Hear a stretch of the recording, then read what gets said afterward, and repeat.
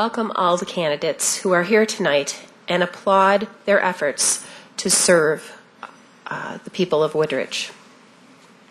We are grateful to the Village of Woodridge for allowing us to use these outstanding facilities, and we especially thank Chuck Jones and Roy Cruz, our volunteer cameramen and editors, who are taping this event for future broadcast on Woodridge Public Access Television Station, Channel 6, and the schedule will be posted by the end of next week.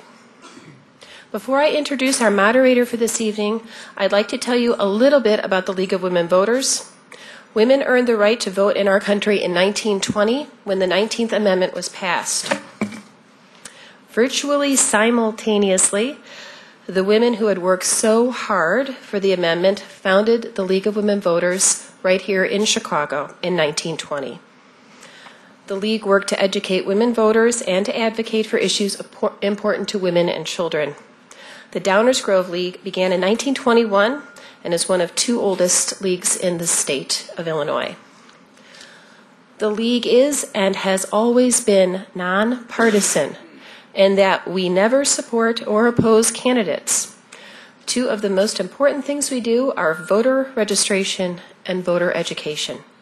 We are very proud of the fact that during 2012, leading up to the general election, we held 43 voter registration events in conjunction with the AAUW and registered over 700 voters. We also helped to educate our students at mock elections at 3 local high schools. And we've held candidate forums both before the general election and, like the one tonight, we're hosting 3 forums during this election season. In addition to the races highlighted this evening, there are contested races for township positions and the Regional Board of Education positions.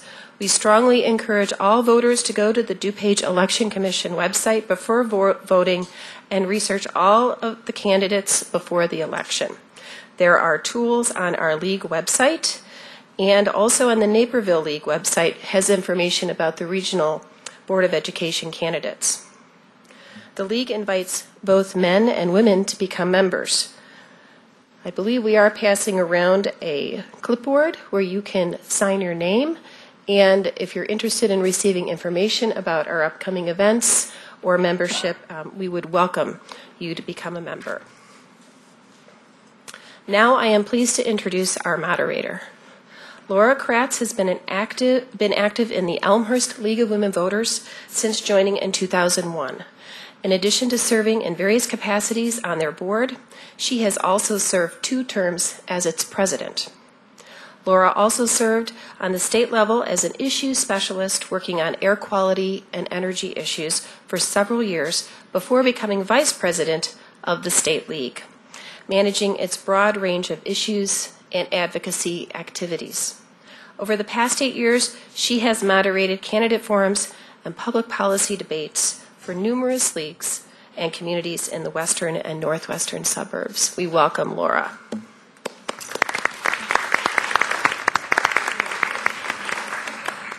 Thank you, Hillary. I am delighted to be here in Woodridge this evening, and I'm especially excited to see this large audience. It's standing room only, and we are told that this is the biggest turnout they've ever had. So, nice job. So we will begin with the opening statements. Our candidates for Woodridge Mayor are Gina Cunningham-Piecyk, Ferenc Vandor, Mike Krusek, and Gregory Abbott. And at this time, I'd like to ask Ms. Cunningham-Piecyk to give us her opening statement. Thank you. Good evening. I'm Gina Cunningham-Piecyk, and I'm excited to be running for mayor of Woodridge, my hometown, the community I grew up in, work in, believe in, and love.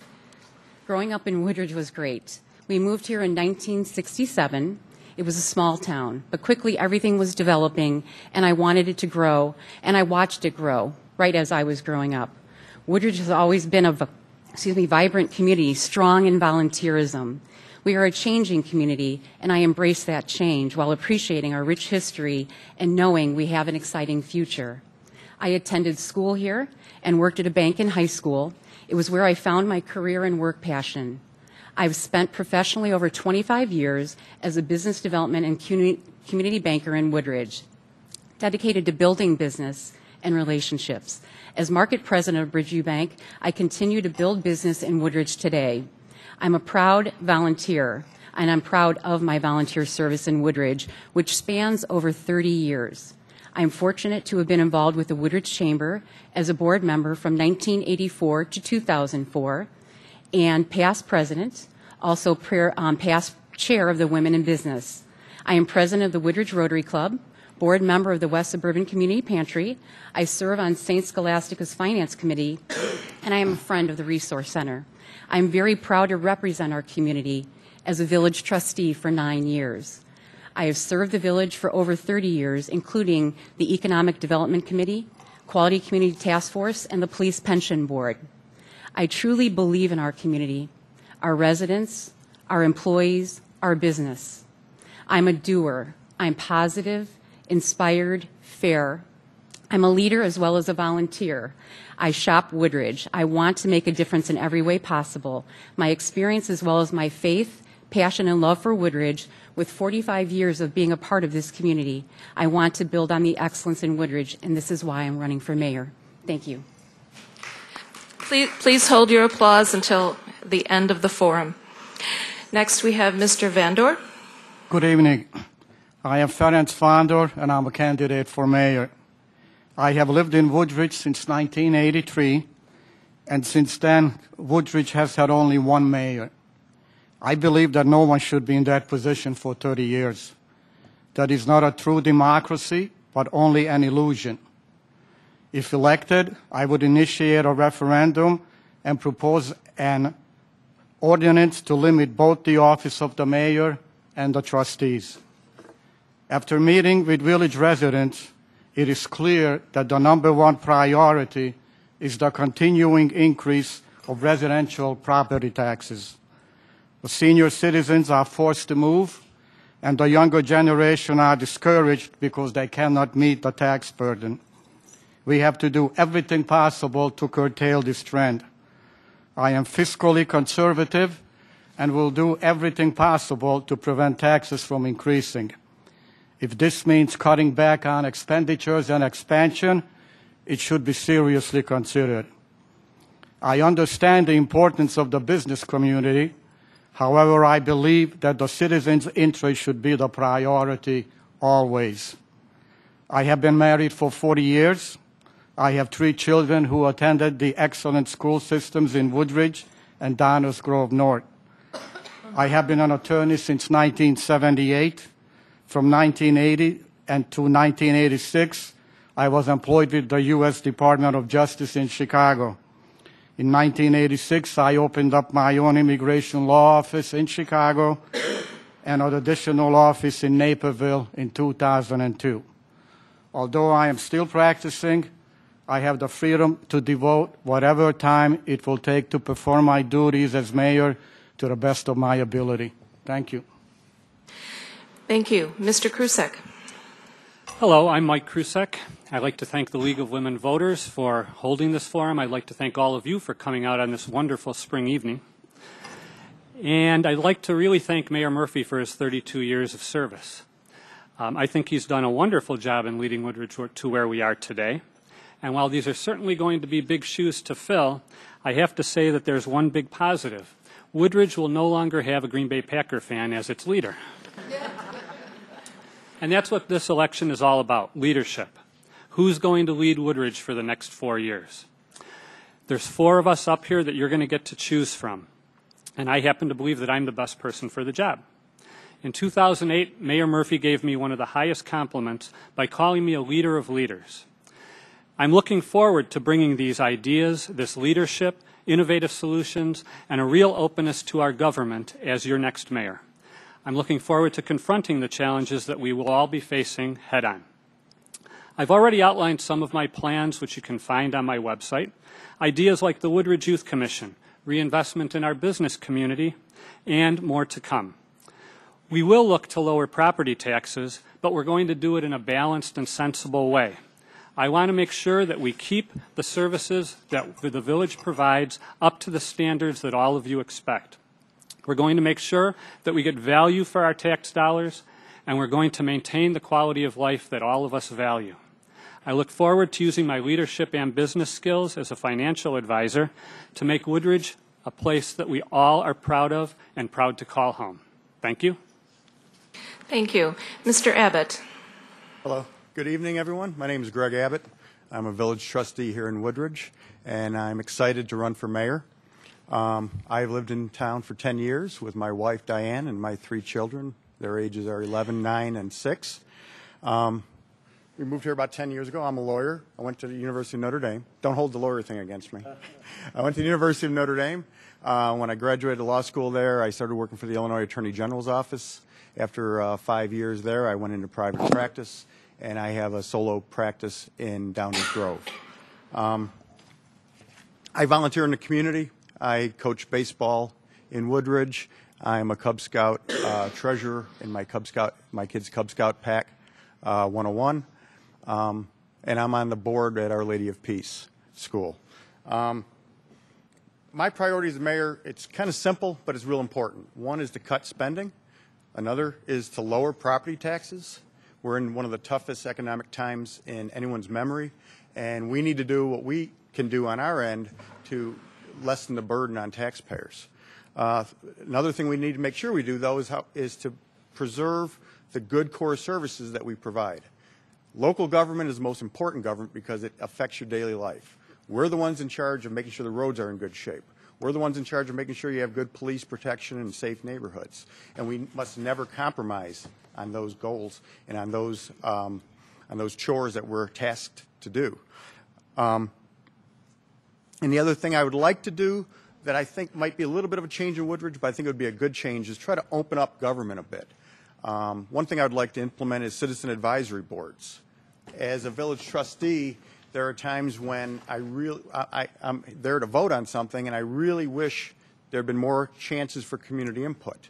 Unfortunately, we're in our little bubble up here, and we make our decisions to the best of our abilities, but we're not getting all the fact information that we could use in order to make the best decision.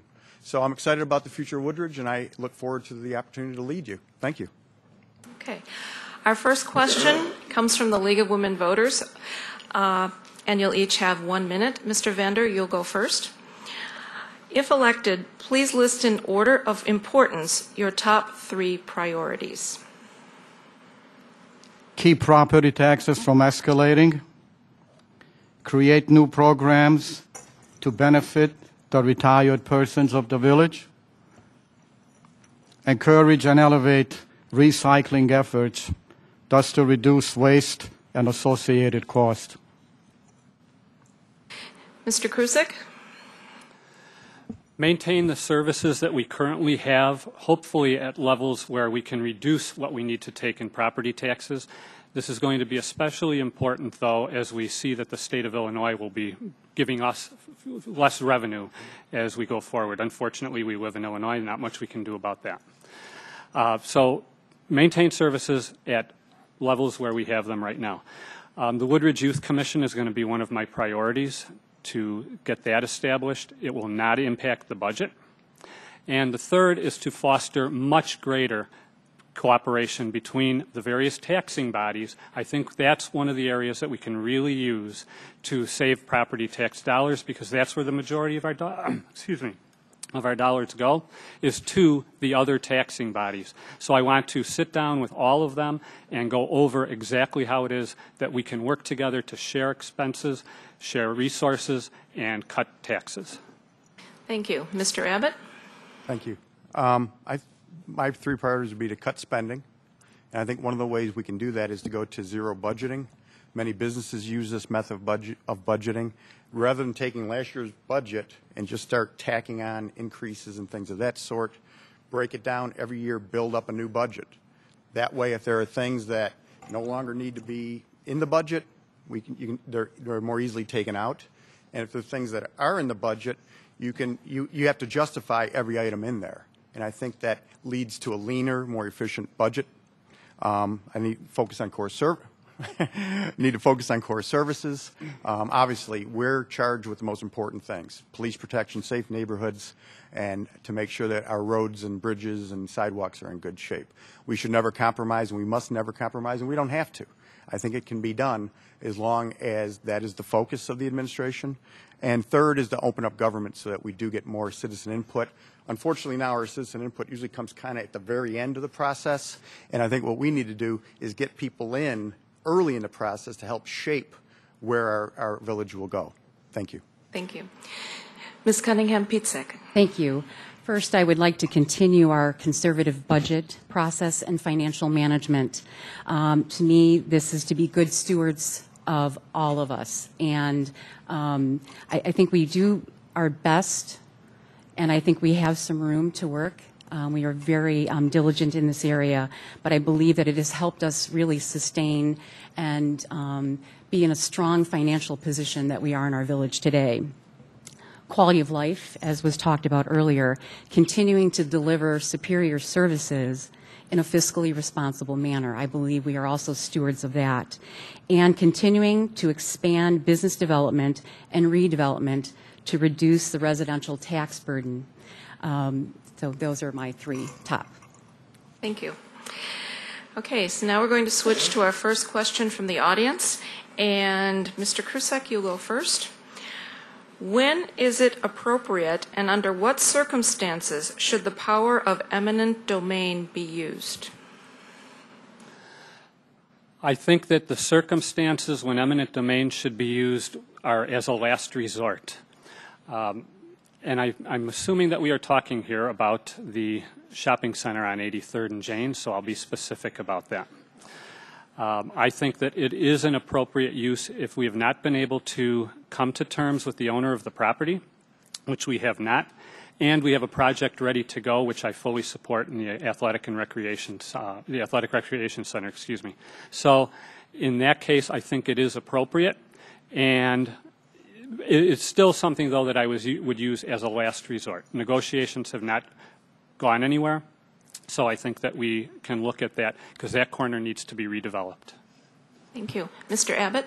I am not a big fan of eminent domain. I think it should be used very sparingly. Historically, eminent domain was meant so that if the state had a highway that was going 100 miles and you had one farmer in the middle of that space that didn't want to sell, the state could take it for a state purpose, for a governmental purpose, in order to increase the public good.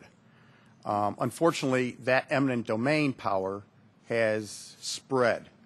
It now is used for many more things than it was ever intended to be used for. I personally have a real problem with the government going to someone who owns property and saying, I'm going to take it because I have a better use for that property than you.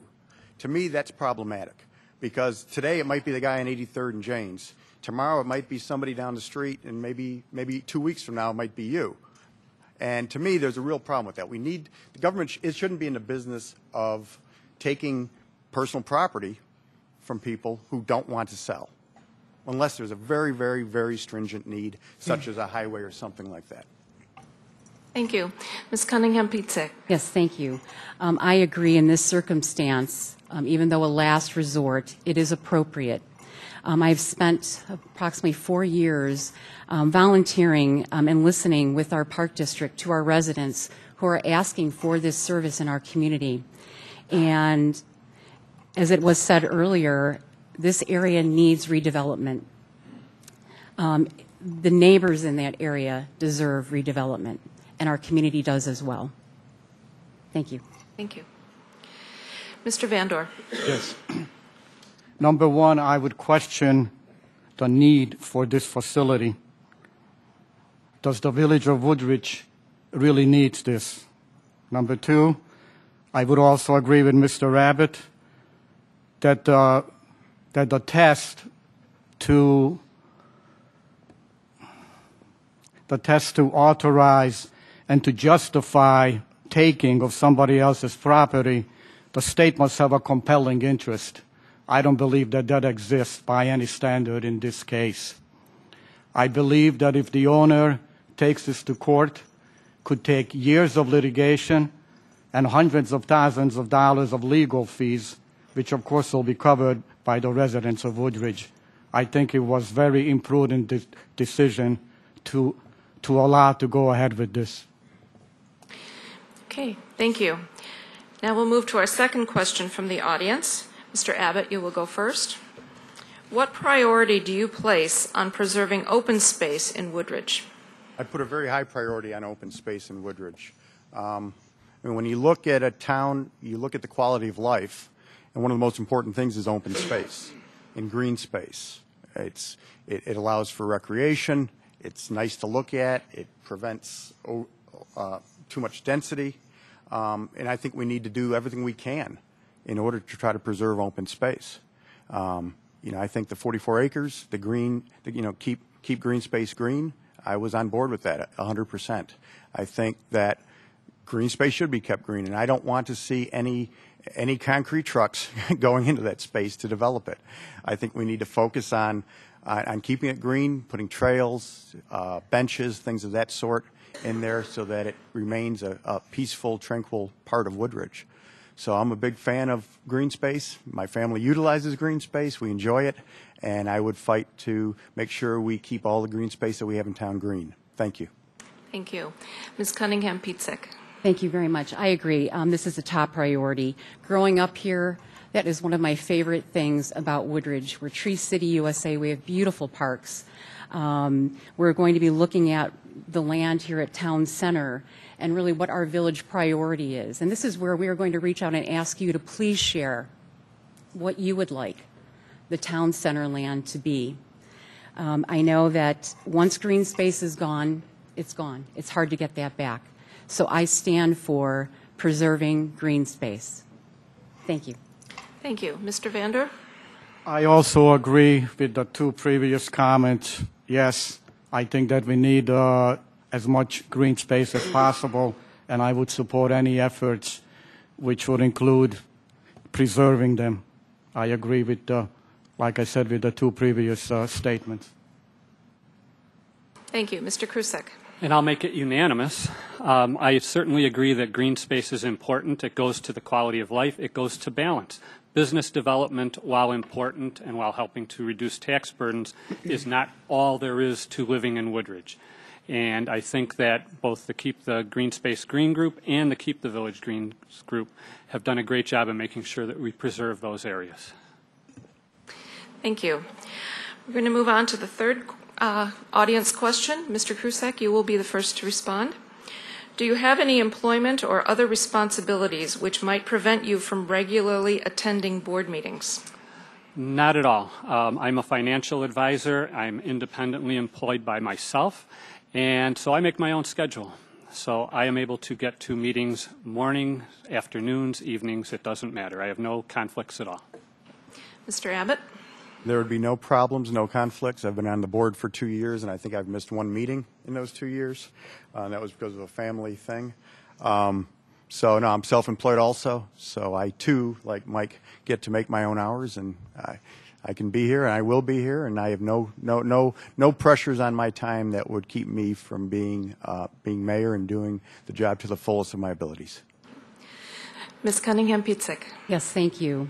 I am fortunate to have the support of my family and my employer. I work in the community. I am already serving our community as a village trustee and have done so for 9 years. I think in that time I've missed 4 meetings in 9 years. So I'm very proud to say that this would be a priority of mine as well, and being of service and being accessible just as I am now. I would continue that and have no conflicts at all. Mr. Vander? I am also self-employed. I make my own time, so I would have no problems whatsoever. Okay. Now we go to the fourth question from the audience. Mr. Abbott, you'll be first to reply. What do you think are the biggest problems facing Woodridge today? I think the biggest problem that we have is property taxes. They keep going up and up. Last 2 years that I've been on the board, property taxes have gone up each year. I have voted against that. We look right now, we're in one of the toughest economic times anybody can remember. And I think it's incumbent on government to do more with less. businesses are doing more with less, individuals and their families are doing more with less, and they're all finding ways to tighten their belt. And I think government is lagging a little bit in that regard and needs to do a better job. And people are getting hit from all sides. You have state income tax that just went up from 3 to 5%. We have water rates that are going up due to some decisions made in Chicago, and people are hurting. And some people are out of work, some people are underemployed, and we need. And the property tax is one thing that we can affect. And we need to make sure we're good stewards of the people's money, and we need to lower property taxes, and it can be done.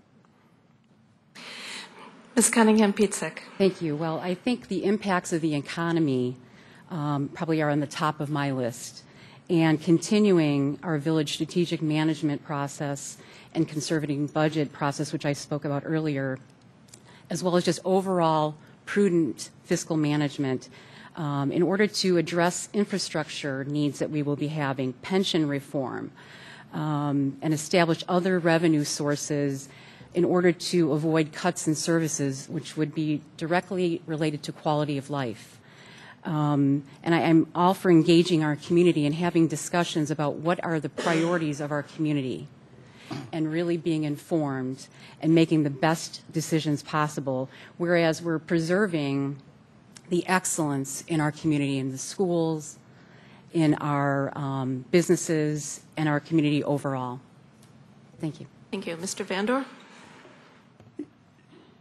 These are tough times, and we have to do everything to reduce our expenses and use sensible governance and make sure that any expansion plans and any additional obligations that the village will incur has to be seriously considered. I agree with everybody else that, yes, our top priority is keeping the taxes from escalating.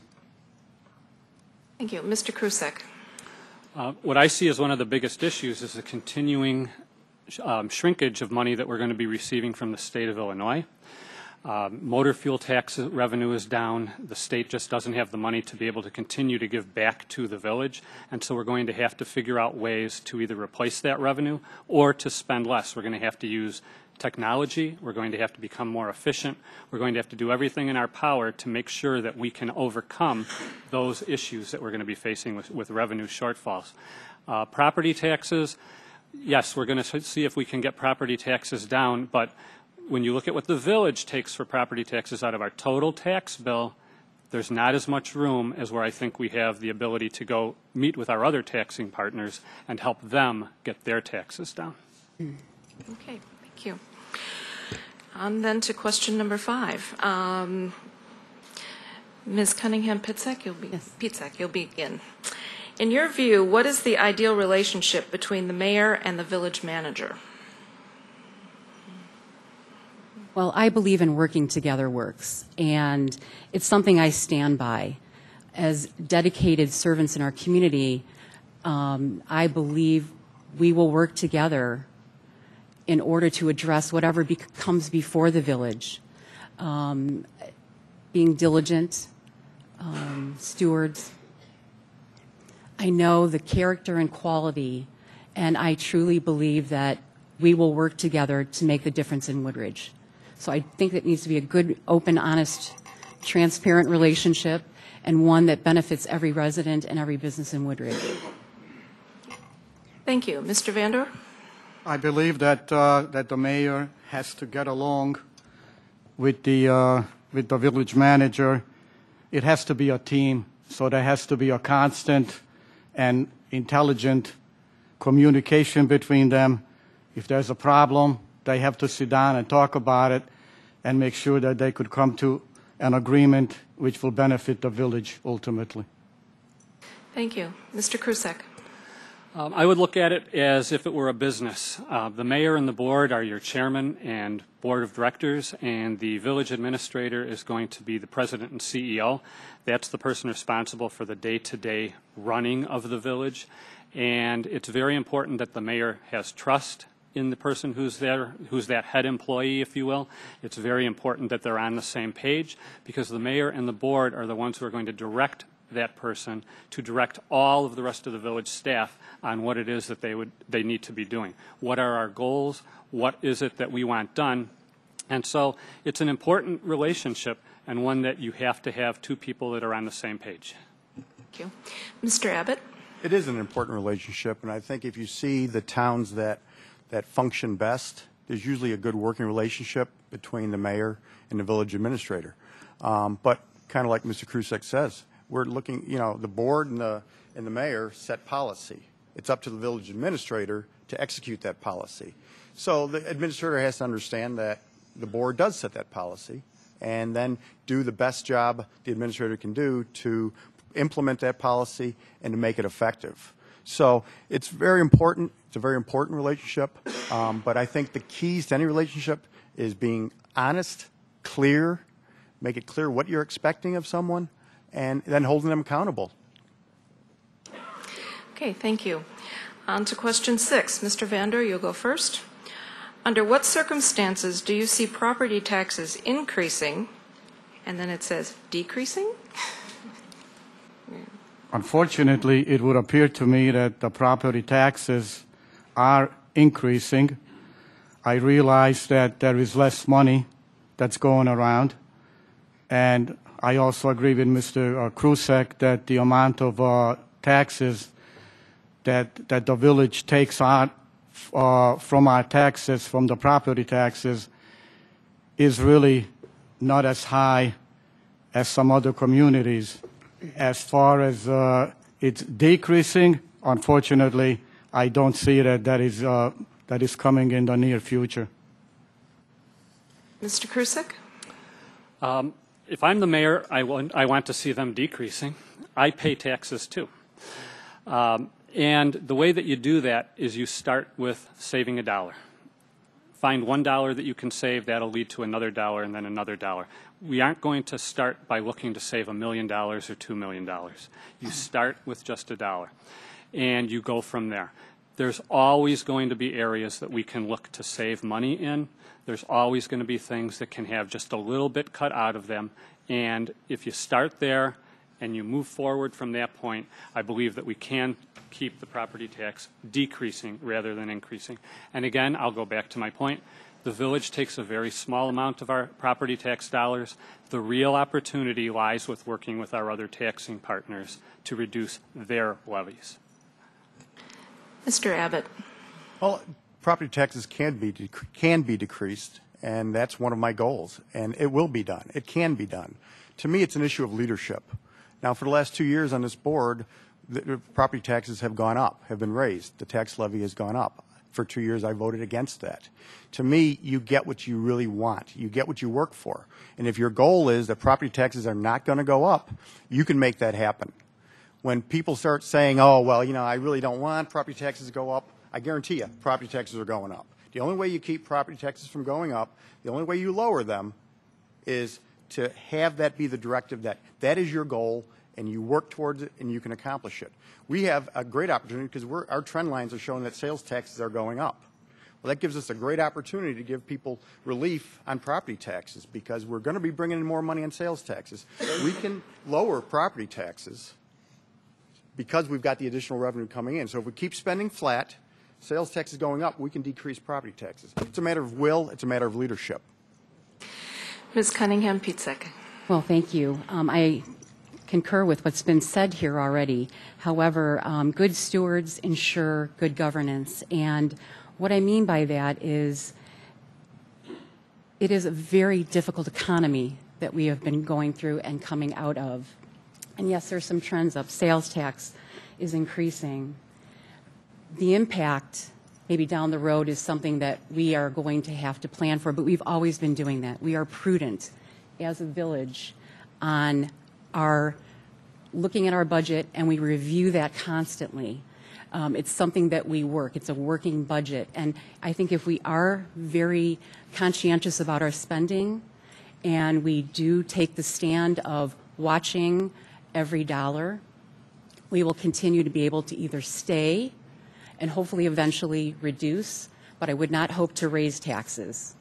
Okay. Thank you. Now we're going to jump around a little here. Let's see, Mr. Abbott, you'll answer this one first. Is there a plan for installing smart meters in Woodridge? If so, when will it start? No, there is not at this time, as far as I know. I know they're doing it in Naperville, but not here, and I'm against them. Ms. Cunningham Pietzek, I'm sorry. Correct. Greg is correct. Currently, there is not, and we do not have them. So, Mr. Vandor? I would have the same answer, obviously. I'm not aware of it. Okay, thank you. We'll get to more questions this way. Okay, the next question, we're going to turn to a question about the library levy. Ms. Cunningham Pietzek will be first. This year, the board split 3-3 on the library levy. How did or would you vote on this issue, and why? well, I did vote in favor of the library levy. I believe it is one of our strongest services that we offer our community. I believe in the board of the library and their diligent works on behalf of every resident and the resource that they provide to our community. It was a 2.6% increase, $90,000, and the library director listed every reason of why, including insurance costs, which we all understand are ever increasing. The works of the library are an essential to meet core service of our village. I've spoken to residents, and no one has ever said to me, I don't think that's a good investment in our community. So I believe it is a wonderful core service, and I do support the library. Thank you. Mr. Vandor? I love books, so I would support anything that has to do with the library. I believe it's a great learning opportunity for people and a very inexpensive way to enjoy what is available. I am probably one of the biggest supporters of the library because since they have all these books on sale, I go there at least once a week and I usually buy at least 10 books at a time since I just cannot afford to. I cannot pass it up because I love books, so now I have to hide it from my wife because she says we're running out of space. But it's about books, so I would go along with anything that supports the library. Thank you. Mr. Krusek? Hi, I would have supported it, but for a different reason. I know the state law requires the village to pass the levy after the library has passed it, but the library has its own board, has its own elected officials who that's their job to pass their levy. So for another reason, other than what we've already heard, is why I would have said, I don't know that we have any reason to be overseeing what they've already done as an elected body. Thank you. Mr. Abbott? Well, I did vote against the levy, and the reason was, it's kind of odd that library gets to set their budget, yet it's the board that has the job of saying yes or no to the levy and voting to increase it or not. And the issue I had, I mean, obviously I'm for libraries. I think we have a great library. But to me, when the issue I had was when the board, when they came and said they wanted to raise at 2.6%, I was open to listening to them, and I heard them give the reasons why certain costs went up. The problem I had was I didn't hear anything from the library board as to how or what they had done to make other costs go down. Obviously, we all know that certain costs are going to go up. But if you want to raise the people's taxes, I think you owe it to them to say, okay, well, here, we've looked through every item here, and we can't cut anymore. Then in that situation, maybe an increase is necessary. But I didn't see that. I saw people saying that certain costs went up, so give us more money from the taxpayer. That wasn't good enough for me. I feel I'm here to protect the taxpayer dollar, and that's what I was doing, and that's why I voted no. Okay, thank you. Okay, this next question takes us someplace I don't think I've ever been in a candidate forum. History is important. Oh, I'm sorry, Mr. Vandor, you're the lucky one who gets to go first. Okay. History is important, and knowledge of Woodridge's history is vital for a candidate. Can you tell us how familiar you are with Woodridge's history? Woodridge was founded in 1959. I believe it was part of the farm that was known as, well, I am not sure. I think it was the Green Farm. And back then it was a small piece of property. I think it was less than 1 square mile. I know since then it has grown to almost 15 square miles. I believe we had 9 mayors, and at the present time, our population, I think, is around 33,000. It actually declined in the last 2 years. Our annual budget is around $35 million. Thank you. Mr. Krusek. Well, I was fortunate enough to have been the co-chair of the 50th Anniversary Committee for the Village and the 40th for the Park District, so I got to learn quite a bit about the history of Woodridge, and I did not realize how it really wasn't that long ago that we had cows roaming on 75th and Lamont Road. So, yes, I've learned quite a bit. From 1959 all the way through, I got to meet quite a few of the original families when we brought them back for the celebration that we had a few years ago. And yes, I think that I have a good handle on the history of Woodridge and what we have come from, a small group of homes, to what we are today with spanning miles from north to south. Thank you. Mr. Abbott? Well, I was a history major in college, so yes, I think history is important. Village Woodridge has a history of, like a lot of suburban towns, starting off small, growing, and they had to try to manage that growth and try to determine what they were going to be. You know, what was the town going to be like? And we've had some very good town leaders who I think have shaped the town very well. But, you know, more important than the history, I think, is the future. And that's what I'm focused on. And as mayor, I think the goal for anybody who's sitting in the mayor's chair is to figure out how to make the future better. And that's one of the things I want to do, and I think I can be effective because I think we realize that government needs to do things a little bit differently. Businesses have changed the way they operate. Families are tightening their belts. Government's sort of lagging behind. And I think if we're going to continue to provide core services at a high level, we've got to start looking at government and figuring out how we can reorganize it a little bit to make it better. One of the things I want to do is have a citizen advisory board that every citizen can be on if they want to look at our budget, look at our operation, and tell us their thoughts and ideas on how we can do things better and more cost efficiently. Thank you. Ms. Cunningham-Pietzek. Thank you. Well, I probably have firsthand knowledge of many of the history of this wonderful community. We have a wonderful, rich history, and I feel very fortunate to be part of that in moving here in 1967. I don't know that as a kid growing up I knew exactly that I would be sitting here before you today, but I feel very, very blessed and fortunate to be here, knowing the history and appreciating the history and, you know, being able to build on this rich history is so important. I tell this story, and I'm sorry I'm going to go a little bit over, but just for a moment. Growing up here, there were cows. 75th Street was a 2-lane gravel road, and I know it well because we actually used to sled down 75th Street to 53 with my dad. I would not recommend that today.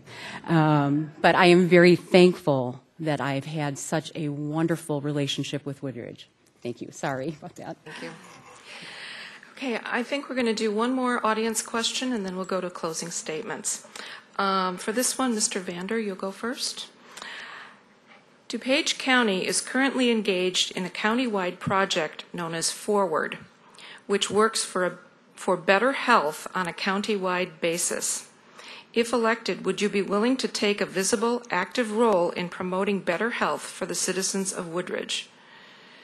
Yes, I would. Of course, if it involves anything that has to do with improving the health and the well-being of the residents of the village, yes, I would be willing to participate at any level. Thank you. Mr. Krusek? Certainly, I would be more than willing to be involved in that. As we started the Seven Bridges Season Starters Race, one of our goals there was as a health initiative with the village to make sure that we always brought that to the forefront on just having a much healthier community, and anything like that is worthwhile and certainly something that I would participate in. Thank you. Mr. Abbott? Yes, I would participate in that. Thank you. Ms. Cunningham-Pietzek? Yes, absolutely. I think it's wonderful. I think part of being in a community like ours is we can do projects like that and certainly get a huge amount of engagement. Better health is a better community all the way around. And I would love to be a good steward on that. I've always said I wanted to participate in the Rotary's triathlon, and this is year 14, and I've not done that yet, but it is on my bucket list, so I guess this will go hand in hand. Okay, thank you. Okay, closing statements. At this time, we'll go from left to, well, my right to left. Mr. Abbott. All right. Well, thank you. I want to thank you for having this forum, and I want to thank everybody for being here. I wish we could get these kind of crowds at our typical meetings. Unfortunately, when we do, there's usually some hot-button issue going on. But April 9th is an important day for the Village of Woodridge. You get to decide who your next mayor is going to be.